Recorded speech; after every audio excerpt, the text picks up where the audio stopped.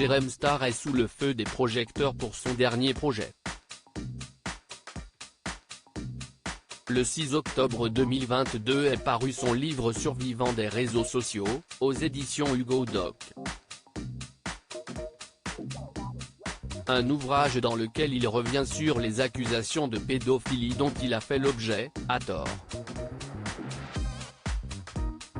Pour l'occasion, le Parisien l'a rencontré et est revenu sur son combat.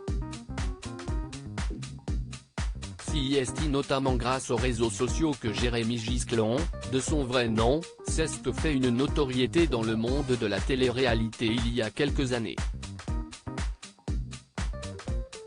Il proposait des interviews ainsi que des scoops sur ses comptes officiels.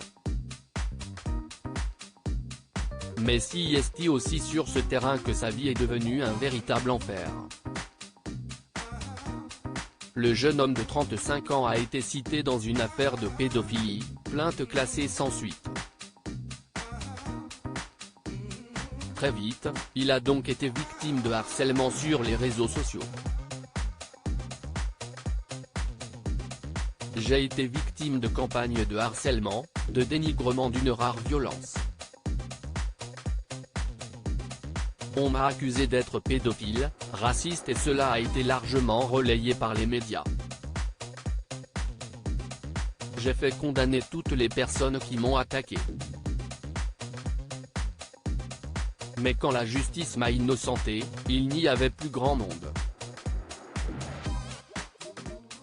Et personne pour me donner la parole, s'est-il tout d'abord indigné lors de son entretien avec Le Parisien.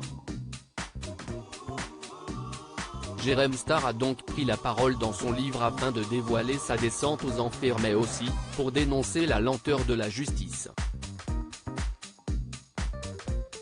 4 ans après l'affaire, des procédures sont encore en cours comme il l'a confié. Une situation qui peut donner envie aux victimes de se donner la mort. J'y ai moi-même pensé mais je suis quelqu'un de positif et cela m'a permis de tenir. Il était aussi hors de question que je me tue pour des gens qui ont déjà tué une partie de moi-même. Mais si est-il vrai que je me suis demandé parfois si un suicide public ne serait pas le plus utile pour faire parler du harcèlement numérique, a-t-il avoué.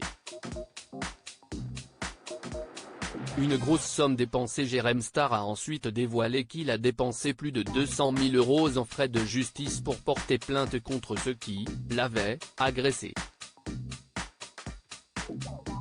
J'ai gagné le procès pour diffamation que j'ai intenté au blogueur Akabab, à l'origine de ce que l'on a appelé le Jérém Star Gate sur les réseaux sociaux en 2018, dans lequel il a été soupçonné de pédophilie. Celui pour harcèlement est en cours. Preuve de la violence que j'ai connue, le journaliste Olivier Porri-Santoro a été condamné en première instance à 12 mois de prison, dont 4 fermes, pour m'avoir cyberharcelé. C'était un jugement exemplaire et très fort, mais la prison a sauté en appel et nous sommes maintenant en cassation, a-t-il précisé.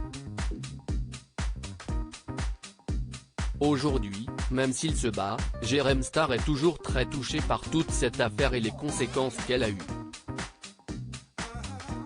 Ainsi, cela lui arrive encore de sombrer. Je suis devenu militant et j'organise des manifestations de rue devant les tribunaux pour dénoncer la lenteur de la justice. Si il estime mon combat et il me maintient en vie, a-t-il conclu.